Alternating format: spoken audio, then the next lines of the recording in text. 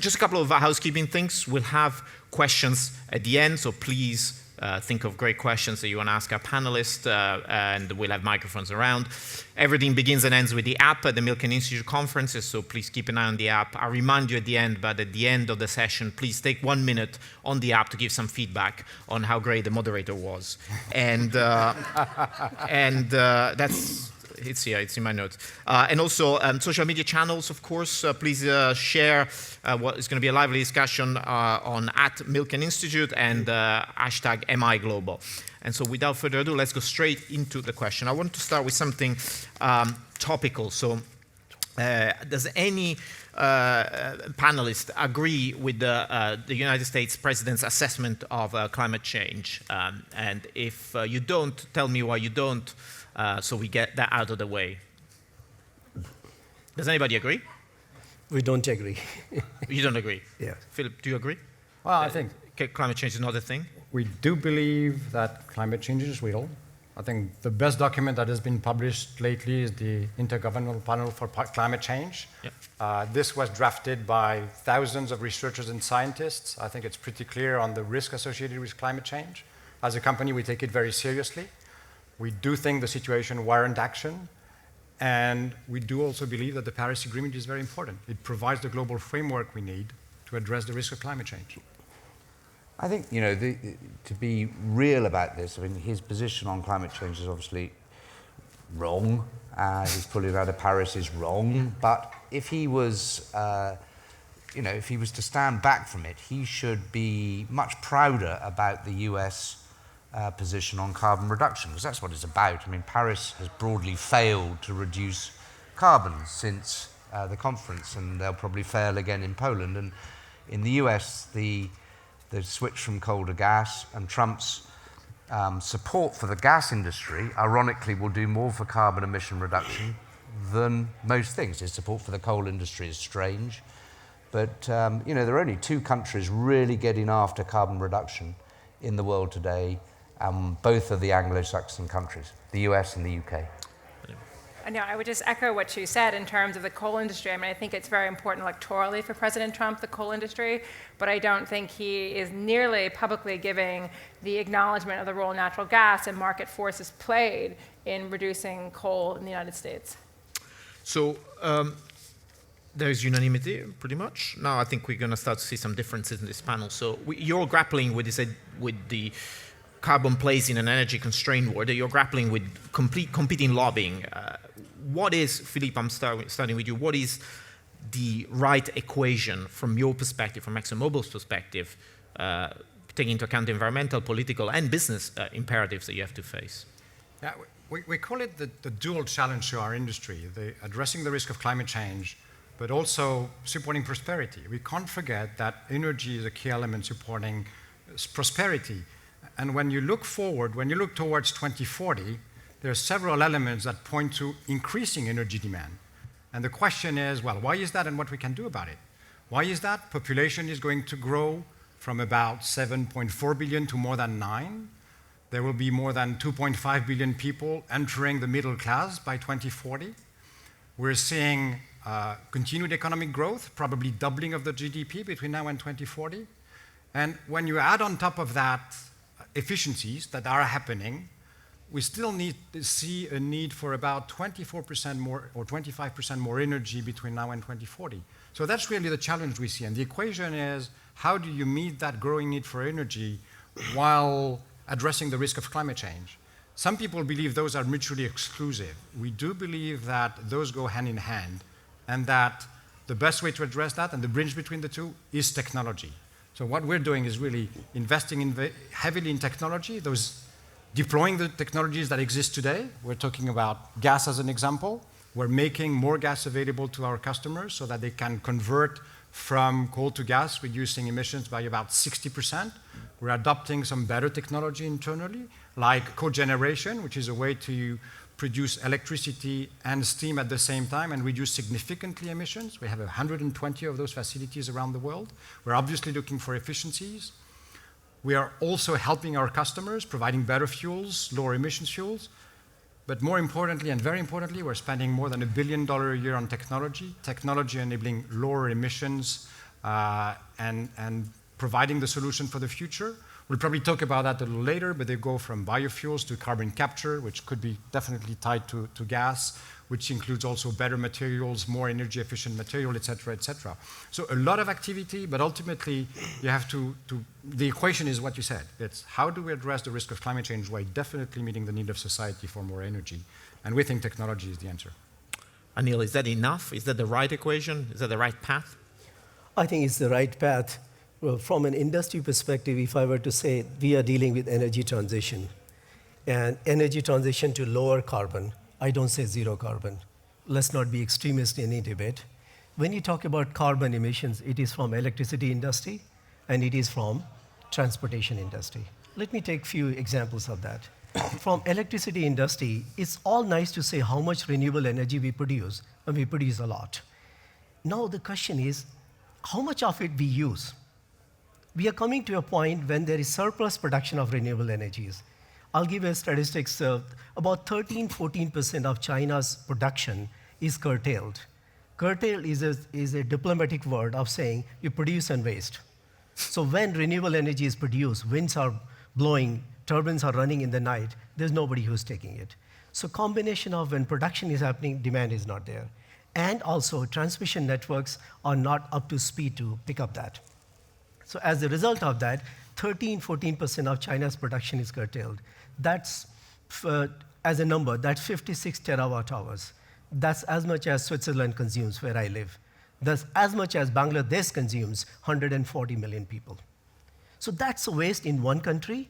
In Europe, we do the same. Here in the UK, offshore winds are running full production in the night. How much is being consumed? Northern Germany, I can go on and on. So there is a need for smartly deploying storage and take advantage of that today. Let's use what we produce first before we talk about extreme debates, 100% renewables, 100% oil and gas. So that's first point. The second on transportation, oftentimes we have been taken by this Twitter storm coming from across the pond here. This isn't about cars. The transportation is more than cars. It's ferries.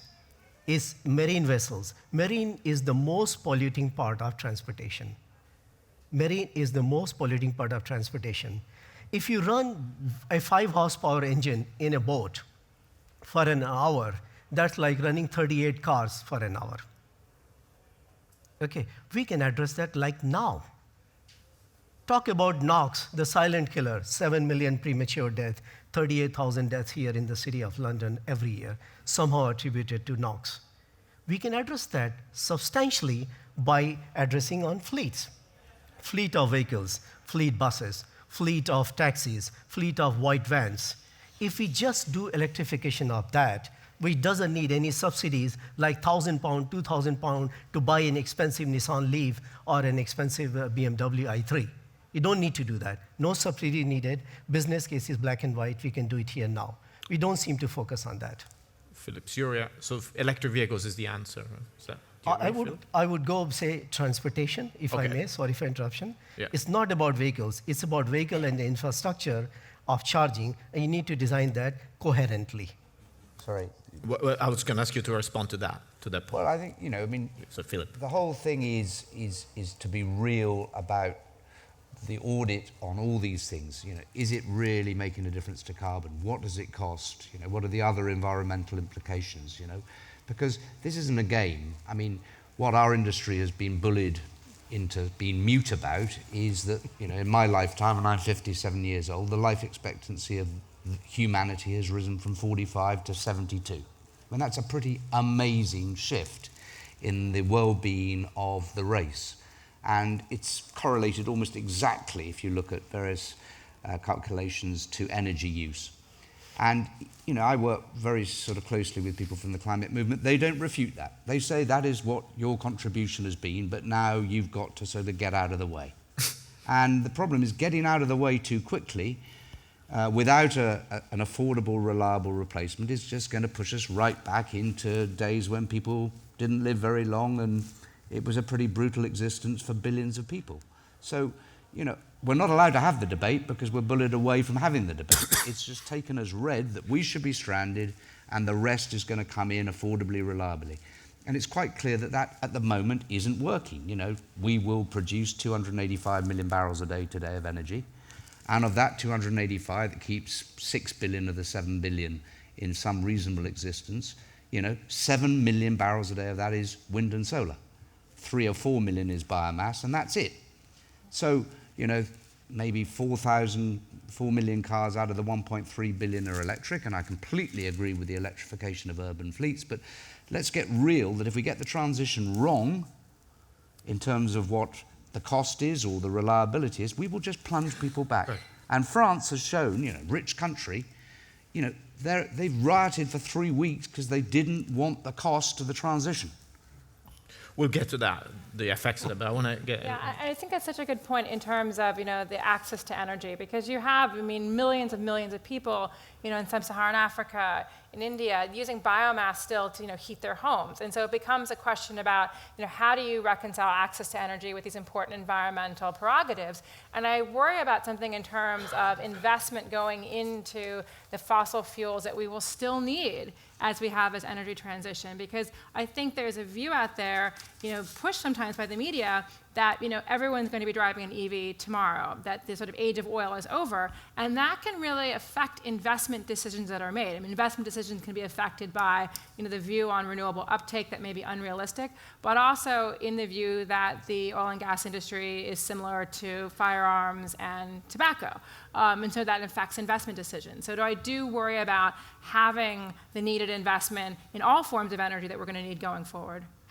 So I have a follow-up on that, but I will point for the record that it took about 15 minutes for the panel to blame the media, which is good, actually. Normally, I do a lot of these, and normally it happens much earlier, so, but thank you for your forbearance. Philip said the bully by the media, you said the media pushes the narrative. Okay. Quick question, though, on that. So do you have as a person who advises investors, do you have a concern about the industry being starved of the necessary funds to invest in both renewable and traditional fuels? No, I mean, absolutely. I have a concern about, for example, if I look at, you know, investments into oil and gas, I think a lot of it is going into, in the U.S., it's going into short cycle projects.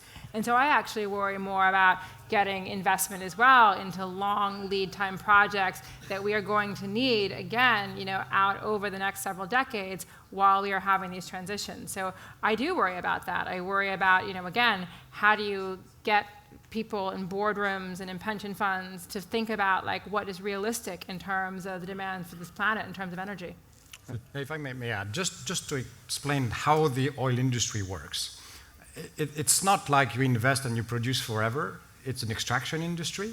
And when you invest in an oil field, when it starts producing, well, it's a little bit like a human being. That's one of my colleagues used to say that. The first period, when you grow up, you're not very productive. Then you're very productive for some years, and productivity declines over time. An oil field is exactly the same. And if you stop investing today, by 2030, you'll be producing half of what you produce today. And by 2040, you'll be producing 20%. So this reinvestment is really part of the energy cycle. It's absolutely critical. And that's why all the energy companies look very far out and make sure they meet the demand in the future. The importance of short and long cycle investment is a good example. So it's one of those industries that need continuous investment. We need to look at the very long term. We need to look at scale. Small solutions won't make a difference. But it's one of those where investment will be required in the existing business, and will be required. There will be some going to renewable, and that's healthy. The risk of climate change is real. We need to look at it, but in the meantime, today, we need oil, we need gas, and we need other forms of energy. The one thing I wanted to add is there is no silver bullet, and I think that's what you said. We will need all the solutions we can get. They will have to be able to compete. They will have to be affordable. But there is not a one-size-fits-all silver bullet that will solve the supply of energy and risk of climate change together. You know, just to be blunt, you know, there's something really successful and really wrong going on. You know, when I talk to friends at the sort of more eco-radical end of the spectrum, they are consciously trying to starve our industry of capital. I mean, that's the whole issue of the stranded asset debate. They are consciously trying to strand our industry of young people, and we need hundreds of thousands of people. Our age, the age of our workforce is frighteningly high, and they're starving us of confidence. And so, you know, that's working. And, you know, the ramification of that is eventually you get shortages of oil and gas. You know, 165 million barrels a day of the 285 is oil and gas today. And basically prices then go sky high. And that is the moment they will try and push us out of license to operate. Now, the tragedy of that is if you don't have 165 million barrels a day of replacement, you plunge the world back into deep recession or worse. And, you know, actually the irony, which some of the climate movement is beginning to work out, is if you push us out of business, you just get more coal and you get a worse carbon problem. Because the only thing that can really replace coal is gas. So you actually need more investment in gas than you have today if you're going to displace 75 million barrels a day of coal. And so you starve our industry of capital, you're actually just helping the coal industry. My perspective, I agree with him, that this is net increase in energy is going to happen for all the factors Philippe mentioned. So why are we having a debate of one or the other? Okay, while oil and gas industry has to have a long-term view in terms of investing to keep the same level of production, leave alone increasing that. And then there is an increasing mix of renewable energies is coming. First of all, a point I made earlier, we are not using what we produce today in renewable energy. Let's get smart about it, deploy energy storage, and make sure first we use what we produce in renewable energy. Second part, a debate which hasn't occurred in many conferences I have been to. This is about how disruptive this is going to be and how long it's going to take. Take auto industry in Europe. Okay, let's take close to home. I'm French, so I'll start with France. 1 in 12 jobs in France, directly, indirectly, depends on automotive industry. It's 1 in 8 in Germany. Okay, and you have got this beautiful ecosystem, upstream, tier 1, tier 2, tier 3 suppliers. OEM guys making basically very little technology ownership, engine probably, distribution, financing, spare parts. They make money in spare parts. And then the third bit is all of the downstream activities. Now we are saying engine will be a drivetrain, DC-DC motor, and a battery. And where is that going to be produced? 80% of battery production is forecasted in Asia, and 80% of that 80, i.e. 64%, is in China. Are we about to lose that edge? What will these OEMs do? If they don't own engine, what else do they own? What about all the kids we are training today? They're all going to automotive industry. Okay, think 10 years from now, to your point about society impact, I don't think it in terms of poverty, I think in terms of crisis. Okay, crisis of not having people who are employable. You train these guys today on IC engine, and 10 years, 15 years from now, those jobs are reducing. Who's addressing that? So what's the solution? You can't reverse, would you reverse the push towards battery? No, what I would do is very simple. Okay, first of all, take this as a holistic approach. Automotive industry and electricity industry are two different industries. Increasingly, their fate is intertwined. I think the policy should be about saying that, look, let's prepare the society, not have this French Revolution of many revolutions we are having. Let's prepare the society and focus on where it makes sense today. Urban transportation, semi-urban transportation, that's good enough to reduce NOx and carbon, rather than say, stop using IC cars in the countryside in France, and then you have the revolution. Well, also, you know, the fact is, since Paris, oil demand has grown by 8 million barrels a day. So you get noise here that we're going to be stranded, we're not needed. The consumers of the world are saying we want what the West has got, and oil demand keeps rising. And exactly right what you say. So Michael Gove and all these ministers around Europe just say, you know, the car industry is going to be gone. The diesel, petrol, gone by 2040. All it does is destroy their domestic car manufacturing companies. You know, the car industry here is in trouble for many reasons, but partly because of that insane comment that had no audit done behind it. Just jobs migrate to China. Well done, Michael Gove. Automotive jobs built up over 30, 40 years into the death of our car industry in the 70s. One comment, boom. Helima, I have a question. This is probably the industry that is most affected by geopolitics, right? So underpinning all this that we're discussing, there's also the whole issue of sanctions, and that also has an effect on supply and demand and cost and everything else. So how do you see that, whole playing out? I think this is such an interesting issue because, you know, going forward, I mean, you have sanctions increasingly being used as a tool to, punish countries that we don't like, the oil and gas sector. So we look at, Russia sanctions coming from the United States and Europe. We look at what's happening with Iran sanctions. And I was actually moderating a panel in Abu Dhabi, and it was very interesting because we had representatives from South Africa there, and they were taking the consumer viewpoint in terms of, we're not relying on renewables at this point. We've not displaced, conventional oil. And so how do we basically secure the supplies we need? And that was a really interesting sort of interjection from, some of these emerging market consumers saying, we depend on this resource. And if you're restricting our ability to obtain that resource, that has very big development implications for us. So I do think it's going to be very interesting to watch sanctions as a tool of foreign policy. I do think that this is where the U.S. energy revolution comes in. I think there's a view with this U.S. abundant resource that the United States can be more aggressive in sanctioning countries through energy that we have a major policy disagreement with, because there's a view, well, we have ample supply. Well, not every barrel is the same barrel, but I do think it's increasingly pushing the United States to rely on sanctions as a tool, and I think that has implications for investment, but it also for key consuming countries. Do you see that changing, though, the U.S. aggressive policy on sanctions, or not? I do think this is, again, where the energy revolution becomes very interesting, because I do think there was probably more debate about using sanctions as a tool when there was a view that, the U.S. depended, on relations with some of these countries. But now I think because there's a view that we have this resource, potentially we don't pay the cost in the United States for doing this policy. I think that can lead us down, sometimes paths that we don't intend to be at, but I think that is sort of motivating policy. The U.S. revolution in energy has shifted foreign policy, I think. Mm-hmm. In a structural way.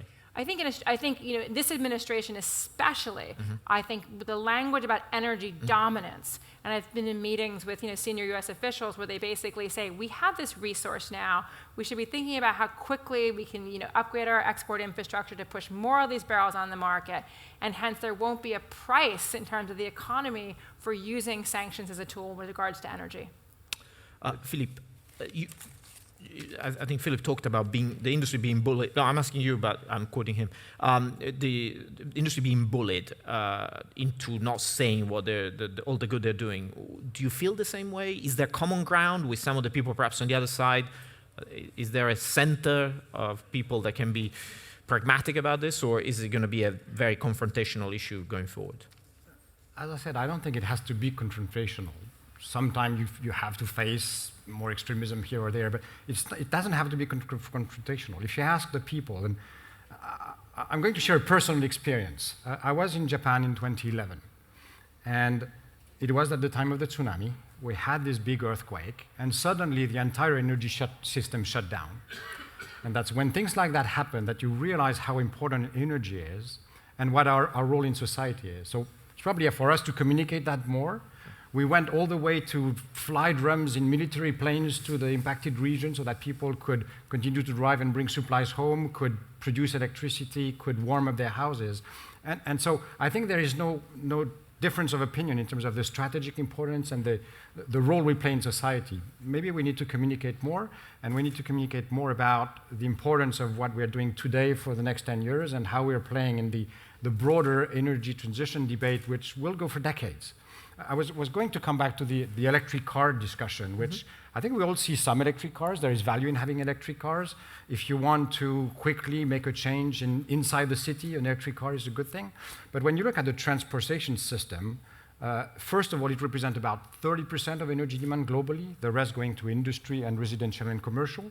And then from those 30%, the car you and I drive, is about 25% of the total. The rest being the trucks, the ships, the planes, and rail. And we talk a lot about the electric car, but it's a small portion of the challenge. Thank you. Decarbonization of long-haul truck is extremely complicated. In the marine industry, we need to clean up the fuels. That's what's going to happen with lower sulfur fuels in the near future, but that's very complicated. And planes, I don't even want to talk about it because we don't know how to do it. So when you put all this together, you say, we did an exercise, and it's a purely theoretical exercise, looking at what is it if all cars sold by 2025 would be electric, not a single combustion engine car by 2025. and then, which would mean the fleet would transition to fully electric by 2040. What would it mean for the demand for oil? And the demand for oil in 2040 would be equal to the demand for oil in 2013. So electric car is an important discussion. It's part of the solution, but it's a small part of the solution. And we really need to look at the entire energy system. We need to look at residential commercial. We need to look at power. When you look at what gas does to power and how effective it is in quickly reducing greenhouse gas emission, it's amazing. The UK is a great example. The UK has decarbonized its economy very fast. When you look at the United States, I mean, we're talking about the United States a minute ago, the emissions in the United States are what they were in 1990. Well, there are a few countries that can say that. And that's the result of gas. And that's the result of gas globally. That's also the result of shale gas in North America. That has been a very big very big difference, both geopolitically, but also for the global supply of gas. But the thing on electric vehicles, just to be real, is if you don't do the audit properly, you don't have an open debate because we're sort of silenced, then you don't get the right result. You know, if the patient is very ill, it needs a pill that's going to work. We keep on feeding the patient a whole load of things that don't work. And if you feed it the electric vehicle before things are ready, all you do is make the patient iller. So if you have EV penetration in Asia, before you've sorted out the demise of coal, all you are going to do, empirically, you can look at any calculation, is you're just going to increase carbon emissions. Now that is madness. And, you know, in Norway, fine, very, very rich country, completely 100% renewable power fleet with hydro. Yeah, fine, $70,000 a car, hugely subsidized, massive EV take-up. But if you penetrate EVs in some countries, ironically in Germany still, the high priest of the climate movement, still burning 45% coal in its generation fleet, carbon emissions stagnant, sometimes rising. A total disgrace, to be honest, in terms of an attempt to reduce carbon. UK did it differently. We were involved in that. We just said, look, are you serious about carbon reduction or are you serious about religion? Share that experience then. Since you were advising David Cameron on that, Philip, share that experience and tell us how you did it. Well, I mean, it was just, again, moving to an eco-pragmatic centre. Completely agree with trying to draw where people are speaking sense and solutions rather than some confrontational bullshit where it's about destroying an industry or disrupting this or making a lot of money. I mean, let's face it, $3.4 trillion into renewables. People have made a lot of money, a lot of green billionaires out of that. So let's try and get real about what was going to work, we said to the Prime Minister's office. And we just said, look, for us, and it was only our view at Lambert Energy, was that coal to gas works empirically as a reducer of carbon quickly, because it is just empirically clear that we, as a fuel, are 50 to 60% less carbon emitting. If you're interested in urban smog, which wasn't a UK thing, but in China it's working a dream. If you're interested in urban smog reduction, you know, as we proved in London in 1956, you know, you couldn't see your hand in 1955 because of a pea super. 1956, you could see Hampstead Heath because we abolished coal. So was the Prime Minister actually serious about reducing coal? And I whipped out my packet of cigarettes and I put it on a desk and I said, you didn't ban me from smoking with a nicotine trading system. You ban me with basically threat of jail. And so if you're going to get rid of coal, you can't do it with a carbon trading system. It failed. So you just had to ban it with an EPS, emission performance standard. So coal went, gas was there. We had to prove there was ample gas. The gas industry often doesn't prove there's enough gas out there to sweep away coal. We haven't yet proved to China that there's enough gas, but we had Norwegian gas and UK gas. Boom. Worked. Carbon emissions fell to 1850 levels last year. Second thing was to scrap all the subsidies on ridiculous renewables. I mean, solar in Britain is about as silly as hydroelectricity in Saudi Arabia. I mean, it really doesn't work. It's 11% load factor. Now, you know, you can bullshit about the real cost and everything, but with backup, it's hugely expensive. It doesn't work. Batteries at scale are not yet working. And so we said, put all the subsidy from, which was really coming from the poorest energy customers' pocket, you know, let's be clear who's paying for all of this, and put it into offshore wind, where you had 50% load factor. The North Sea is, in our view, the Gawar, Saudi Arabia of the renewable industry worldwide. We've just been blessed with this incredible wind source and shallow water because of the Ice Age. And so you can put huge scaled offshore wind, and so we did, and that's where the subsidy went.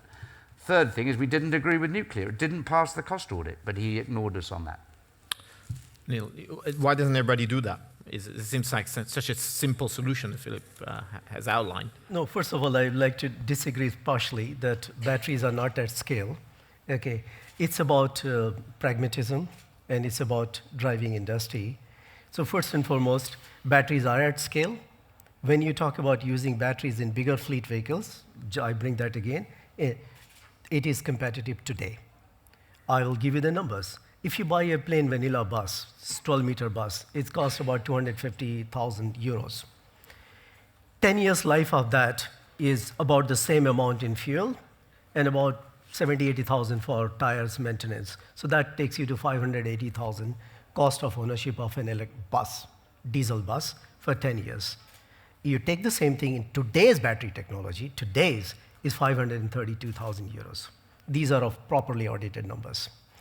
So now if you talk about applying that smartly with infrastructure of charging, be it swapping fast charging, you reduce the onboard battery requirement, and you bring down that 532 cost of ownership of bus to something close to 410.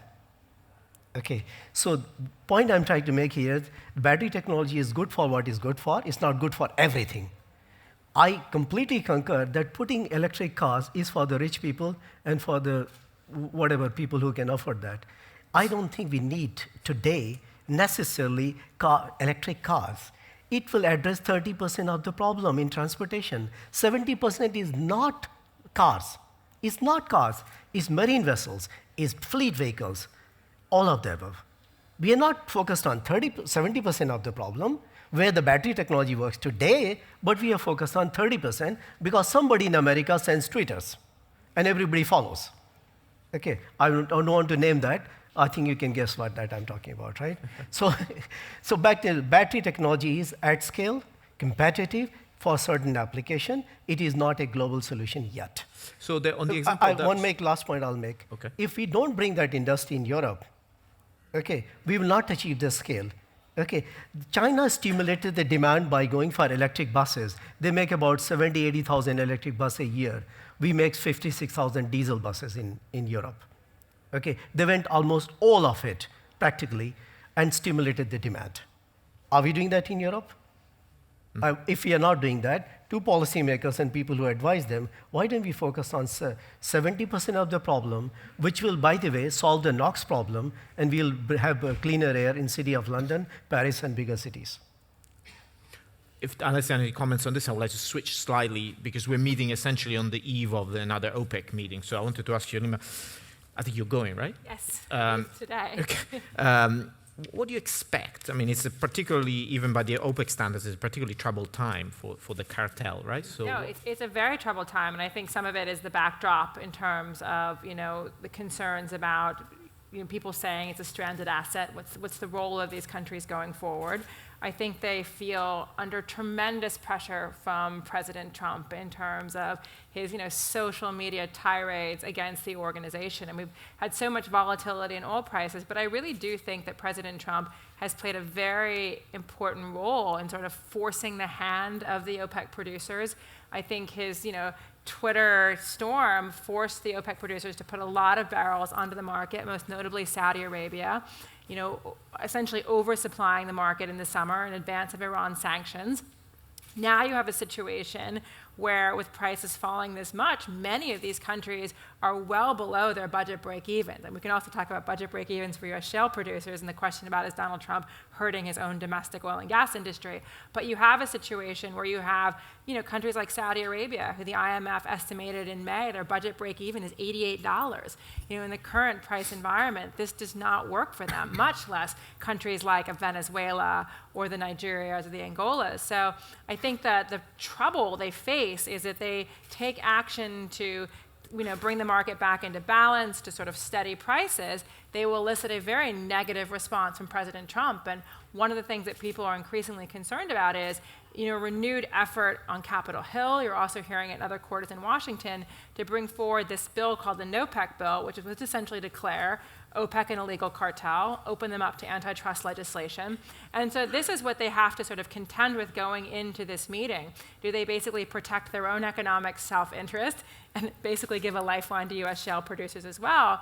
Or do they please a U.S. president who basically could, tip the scales in terms of pretty aggressive regulatory action against the organization in the United States.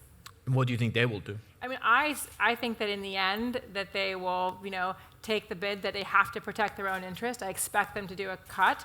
The question, though, is, what is the response of that? And I think, OPEC faces this real challenge with the U.S. is that, when they do remove the barrels, they do give, a lifeline to U.S. shale. But the market share war, putting everything on the market to try to basically potentially push out shale producers, that caused that was a huge economic cost to many of these countries. I mean, I always say that Ali Naimi, the former Saudi oil minister, he may not have been able to take out a major U.S. E&P producer, but he played a role in taking down Venezuela. I mean, we've had a sovereign producer essentially fail. And now you've had 2 million people leave the country. The average Venezuelan has lost 20 pounds. It's been the largest mass migration in Latin American history. And so there was an enormous cost of that low price environment for that country. And it'll be a big cost for these other really strategically important countries as well. Will they ever come back? Will a country like Venezuela ever recover from such a shock? That's what I really worry about. There's a view sometimes in the market that all you need to do is for this regime to fall, maybe a military government comes in, and all of a sudden you can sort of reverse the decline. And I look at Venezuela and I say, Venezuela has been, slowly failing since Chavez. And I think that the Recovery Act of it's going to be enormously difficult. I mean, this is, just look at the sovereign debt issue on Venezuela. This is going to be the most complicated sovereign debt restructuring ever undertaken. It will dwarf, what happened for Greece. It will dwarf anything we've seen before. And so the international community is actually going to have to marshal a lot of resources to get Venezuela back up on its feet again when this government does exit. But I would just say lastly, people who always say, well, the government's about to fall, look at the hyperinflation, look at the misery people are living under. I was also an analyst for the US government, in the early 2000s, and people said the exact same thing about Robert Mugabe, in Zimbabwe, and yet he lingered. And so we could be looking at this sort of continual, this thing could just continue to go down and down before we get any recovery. Can I just say something on Venezuela? Because it is one of the greatest tragedies for people. I worked in Venezuela in the 90s, and PDVSA was the finest national oil company in the world at that stage. Venezuela was at 3.5 million barrels a day and moving to 6. Very, very important member in OPEC as a result. Huge refining system in the US, quite incredible that one man and his ideology can destroy all of that. 1 million barrels a day now, no PDVSA, just a total tragedy. And that's what we have to contend with as an industry. And just one thing to add to your comments, I think the one thing people don't look at is spare capacity. I mean, whatever OPEC does, whatever Trump does, when I came into the industry, oil demand was 60, not 100 like today, 60 million barrels a day, and capacity was 70. And Yamani had choked right back from 10 million barrels to 2.5 million barrels a day to keep the oil price at 30. And 3 weeks into my career in the industry, he changed policy, and the oil price went to 9. Today, we have 100 million barrels a day of demand and 1 million barrels a day of spare capacity. That's all the buffer there is. And we have Maduro and idiots in Venezuela. We have bullshit in North Africa. It's not a good buffer. And I think everyone's taken Trump's position 4 weeks ago very bearishly, $86 to $60. He must feel very powerful with 3 tweets. But I think he looked at the spare capacity numbers and panicked that his sanctions on Iran in taking 1.5 million barrels a day out of the market might have tripped the market into crisis. So he put the waivers on. Could I actually pick up on that? Because I actually think what's so interesting about what you said is you talk about the thin spare capacity buffer. And yet, I'm not trying to blame the media. I think you do a very important job. But there is a view out there, if you read certain wire services, that we are drowning in oil, that once again we are massively oversupplied. And I find that very contradictory because people then bring up the waivers for Iran, and yet everyone focused on the number of waivers and not how many barrels are actually coming off the market. I actually think that sanctions policy is far more onerous, far more, going to tighten this market that many market participants believe. I think a lot of people out there, and I think it's reflected in the trading right now, believe that we are oversupplied, that President Trump blanked, that demand is really faltering, that there's been somehow a lot of demand destruction. And so I think there's a narrative out there that's contributing along with electronic trading to pushing prices down, which may be masking the fact that this market is actually very tight and we only have a very thin buffer. Philippe, how do you play that? The perception plus the actual reality of the market, the volatility in the oil price, you have to run a business in these conditions. And absolutely. And I think for a company like ours, the play is you play for the long term. And playing for the long term means you invest for the long term, you look at the fundamentals, supply, demand, cost competitiveness. Ultimately, all market responds to supply and demand. And so that's how we operate in this environment. We know we cannot predict price. We're not even trying. What we're looking really is where the opportunities are, where the best opportunities are to make sure we're cost competitive. I think we can call that a revolution. Shale oil has completely transformed the oil industry, probably geopolitics as well. Is an amazing resource. We see huge growth for the industry, huge growth for ourselves. That's a very good example of an opportunity we see having a lot of potential. It is cost competitive, it is attractive, and it is here to stay and most likely to grow. But we're looking at other parts of the world, and it's about how competitive is the resource we can tap into. And all that is enabled by technology. When you look at shale oil, shale gas, 10 years ago, well, we had been drilling, but we didn't know how to do it efficiently. Today, we're learning every day. The cost curve is going down very sharply. We can be competitive, we can grow. So that's also a little bit of what has helped close some of the supply gaps. But for a company like ours, we look 10, 20 years out, and we need to make sure that what we bring on stream is competitive, is attractive, and can fit in that supply offer that exists in the world. We want to go to your question. It's just 1 minute. I had one brief question. I don't know who wants to take it from the panel, but what is the point of Trump's tweet hammering the whole oil price when he's sitting on, or the country sitting on all this shale producing capacity? And isn't that self-defeating? And there's a state like Texas that relies heavily on oil. And I mean, at $80 a barrel, I think he was panicking. It was ahead of the midterm elections. Gasoline prices were going up. And I think he realized that his own policy of sanctioning markets for Iranian crude, because remember, sanctions on Iran have two ramifications. One is sanctioning investment in the oil industry in Iran, which is really going to hit Iran because they need the investment. I mean, there is decline and depletion, but the other was sanctioning markets. I think he was right to pull back from sanctioning markets too aggressively because the market needed that crude. The problem was there was such a muddle. The Saudis and the Russians had gone up by 1 million to try and ingratiate themselves, well, certainly the Saudis, to replace those lost Iranian barrels. Suddenly you had a bit too much oil in the market. Unbelievable, the volatility. I mean, it's just, I think the greatest danger to our industry long term is not being stranded by any movement or whatever. I think it's just our own volatility. It's just unconscionable what's going on.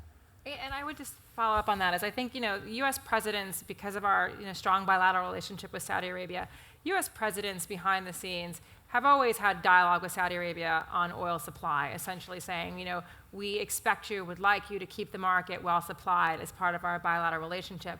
I think this sort of social media, really haranguing these producers is something very, very new. And I think that, I think he was potentially focused on the midterms. And I think what has surprised a number of these producers is like, look, we helped you out. I mean, OPEC really surged production over the summer. I think they were very surprised to see what happened after the midterms. The fact that the continual pressure saying, this is great, this is going down, let's keep it going down. I think that has been something where, the producers are a little bit like, well, what happened? But also I think for President Trump now, I think he's seeing this as a big economic benefit. I think he keeps talking about this as a tax cut for the U.S. consumer. And so going into the re-election campaign, he can point to this and say, this is deliverable to the American voter. I'm the one who got your gas prices down. I'm the one who's put more money in your pocketbook. So I think that his policy has evolved in terms of, the strategy for oil. We're going to have 2 years of tweeting, definitely. Yeah. So quickly, Philippe, and then to the Very quickly, I was just going to build on what you said. I mean, if you have been in the energy industry for decades, it's cyclical. It's highly cyclical, has always been, and will probably always be. I mean, in a company like ours, 130 years in the energy business, you have to look across the cycle. You have to make sure that you can be profitable at the bottom of the cycle, be profitable at the top of the cycle, and look across. Because if there is something we know, is 1% margin on the supply and demand balance, you will see cyclicality. And we have seen it, and we'll continue to see it. So it's more looking at, it's very important to take the long-term view. Take the long-term view of where you invest. When we drill a well and develop a field, it takes us 5, 6, 7, 8 years. So we really have to be able to look at the fundamentals, focus on the fundamentals, make sure it's going to meet a demand that is there, and do it in a competitive way. So that's really how we're looking at it, and how we need to look at it, because it's a long-cycle industry. Absolutely. Good question. So we have a mic. So if you just wait, as a gentleman right here on my right-hand side, if you don't mind telling us who you are and you're addressing the question to anybody specifically on the panel, please. I'm one of the people who believes we need to transition to a low carbon future as fast as possible. I don't disagree with a lot of what you said on the panel. I think we need an intelligent energy mix, but we also need an honest debate. And a few things have not been discussed or commented on. So one question is the concept of fossil fuel subsidies, which I think back in 2015 were estimated about $5 trillion. I don't know what the number is now, and I don't know whether that's an honest figure. But then the other is how do we transition to intelligent, low-cost renewables in the fastest possible way? And I actually believe that Exxon and others can be part of the solution, not necessarily the problem. But I think there has to be a difference in how Exxon and others look at open innovation and actually the deployment of that capital that you have to essentially be part of the transition. So I'm just questioning the numbers around subsidies and better deployment of capital to transition effectively. Can I handle the subsidy one, then leave the... I mean, this is the most absurd debate of all, and it's gone on for far too long. There are subsidies and subsidies. The energy industry, the fossil fuel as you call them, it's a desperately dangerous term because all it means is it helps coal. I mean, there's oil, gas, hydrocarbons, and then there's coal. But fossil fuel subsidies, as you call them, this is a subsidy basically that is paid to consumers by governments and producers to keep the cost of the product low. It is a consumer subsidy. The fossil fuel production industry is the most heavily taxed industry in the world by a massive margin, 80% margin. No, but I've heard that we are more subsidized than the renewable industry. The renewable industry, the new energy industry, is a producer subsidy, paid for by the consumers, usually the poorest energy consumer, to usually very rich producers, whether they're landowners or whatever. It is a completely different economic concept. And if we muddle up fossil fuel subsidies, which is a consumer subsidy, with producer subsidies, which is a renewable, we will not have a sensible debate. Does anybody want to take the second part? No, I was just going to definitely echo what was said, and you have to look at the orders of magnitude. Our industry pays hundreds of billions of dollars of taxes, and those subsidies you talk to consumers you're talking about is very, very small. So I think I agree. That's probably enough. But, yes, okay, and then I'll come back on the question of how we can help. Yeah, you finish your point. It's okay. No, I was going to say part of the solution, definitely. I talked about the dual challenge of providing the energy and accompanying the energy transition, addressing climate change. As a company, we look at that as technology is the solution. And what do we mean by that? We're investing $1 billion every year in new technology, in research and development. We have 2,200 PhDs. We're spending their time looking for improvement in the existing technology or new technologies.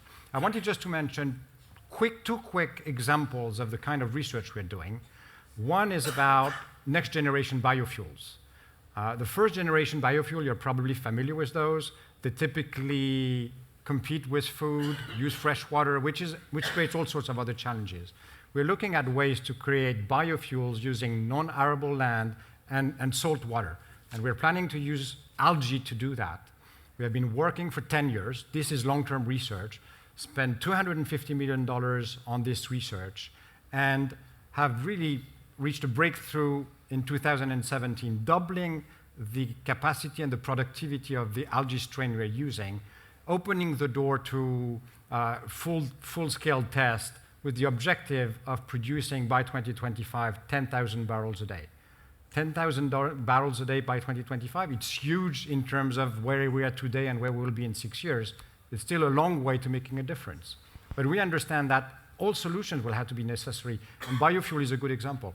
The other field where we're spending extensive money is carbon capture and storage.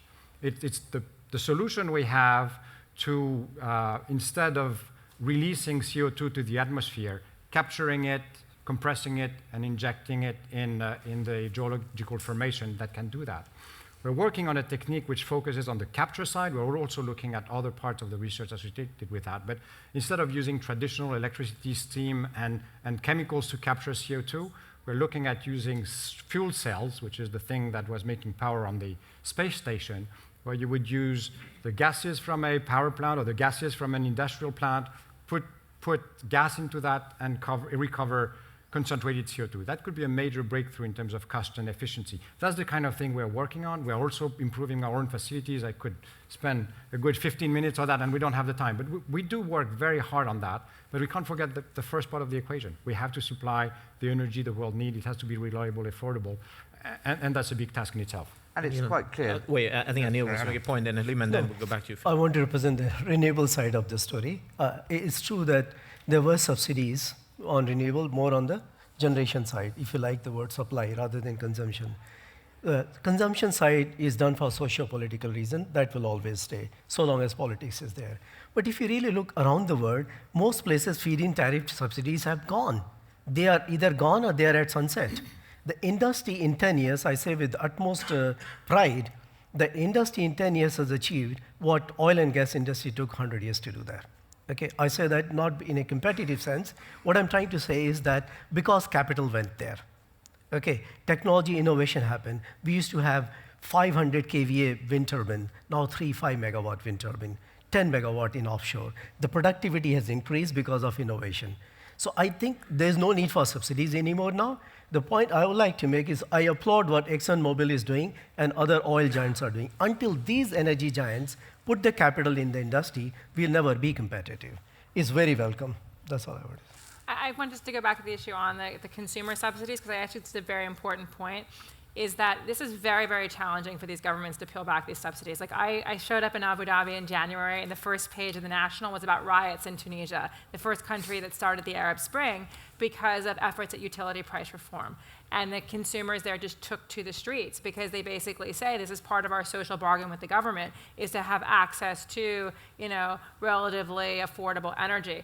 And we look at Saudi Arabia. I mean, we focus so much on Saudi Arabia as the big producer, but Saudi Arabia has tried very, very hard to reform utility prices. I mean, there was an incredible study that was done by Chatham House, I want to say about a decade ago, called Burning Oil to Keep Cool, basically warning that if Saudi Arabia did not get better in terms of their own domestic consumption, they would potentially be a net importer. And so that has been one of the big, drives behind efficiency in Saudi. But, the government can only go so far, again, on utility price reform because they get a tremendous pushback from the population. And certainly India has been a really big issue for the Indian consumer that's also paying, very high prices for the first time. Some people say the highest price they've ever paid, the Indian consumer, for petroleum products because of subsidy reforms and new taxes. And so I think it is enormously challenging for governments to deal with this reform. It's not necessarily something that the industry is forcing on the government. It's the government's own social contract with their populations, and rolling back that social contract is very, very difficult. Did you? Yeah, just very quickly. I mean, I think it's a good question about where the industry should invest in renewables. And as you know, the oil industry has been a very bad investor in renewables. We've either not done it or we've done it very badly and lost a lot of money. I think, I totally disagree that renewables don't have subsidies because the feed-in tariffs have gone in many countries, but renewables don't pay for their backup. They're basically 79% unreliable across the world, and we as an industry provide the backup. And in the last 10 years, we've done it at massive loss. And those plants have now gone offline. So renewables is, to a certain extent, naked now. And it either pays for its backup, in which case most renewables are not economic, or we forged an alliance, which is I think what we were talking about before this session, where the gas industry and the renewables industry work not confrontationally in this ridiculous climate of confrontation, but work together to produce a firm electricity product. We've done a lot of work on offshore wind and gas in the North Sea. It produces effectively 100% reliable electricity. And that's what the consumer deserves, because that's what they've had for 50 years. Mm-hmm. And we're working on that in solar and gas in countries where solar is sensible. I will never accept that in many countries onshore wind is an environmentally responsible thing to do. Are there any more questions? Otherwise, I can conclude with one more question. If there's any from the audience. Yes, a lady right here. Yes, please. I think the fundamental questions where you all stamp is that if you believe in the IPCC report and in Paris, we need to be at net zero emissions by 2050. You are a long-term industry, 2050 is tomorrow. So whilst we all talk about wind, solar, storage, nice, right? But energy demand is a third electricity, a third heat, a third transport. No one's ever mentioned heat here. Car, as you say, is a tiny little bit of the whole puzzle. So if we get lost in the EV space, it's a waste of time, as you correctly said. How about the future, the hydrogen, the ammonias, all the future gases and things where your industries will have to invest billions that today are not really doing much? And frankly, the fact that you spend $1 billion a year when your capex is maybe 30, 40 billion is kind of peanuts, knowing that we need a radical change. You know, we cannot hide behind the belief that if we don't do that, we're going to go into a world of like 3, 4 type of degrees, which is catastrophe. You know, meters, cities underwater. Who's going to pay for the trillions and trillions of losses resulting from that? So, very quickly, because we have like less than 2 minutes. Okay, I think broadly I agree. We all have shared the objective now. In terms of, other technologies will come into play. There are other technologies which are going to come in play. Without taking too much time on this, what we can't do is, if renewable is not reliable because it's intermittent, we back it up by diesel, which costs 20, 30 cents per kilowatt hour to the user. That is not the solution. Exactly. But there are solutions like hydrogen engines. There are new power to gas solutions which are coming. You combine them with smart storage technology, renewable generation, we'll have the answer. We evolved. Will we reach that in 2050? I don't know, but I wake up every day thinking we will reach. Otherwise, I won't be working it. Philippe, do you want to address? The question said that it's peanuts that you spend only just $1 billion. It's $1 billion is peanuts on research. I'll take the peanut, by the way. Okay. No, we in the media will also take the peanut. In the media. We look at it as a lot of money that we invest year in, year out, good years, bad years. In our industry, it's a significant amount of money. You can achieve a lot with that. It's a question of working on when we look at the technology money we spend, it has to be spent on cost-competitive solutions and cost-competitive solutions that can be scaled up. Ultimately, that's the only solution to the challenge that we have, which is how to address the climate risk. And that's why we are working on some pretty novel things, but they're not going to be available tomorrow. Bringing gas is available today as an example of things that can help us reduce significantly and quickly. Carbon capture and storage is coming. It's going to be piloted in Europe because they see the potential. But ultimately, we need to enable all these solutions because there's not one silver bullet, and it's probably going to come from technology. Unfortunately, that's all we had time for. It's right on time. Sorry, but this panel really deserves a big round of applause. Thank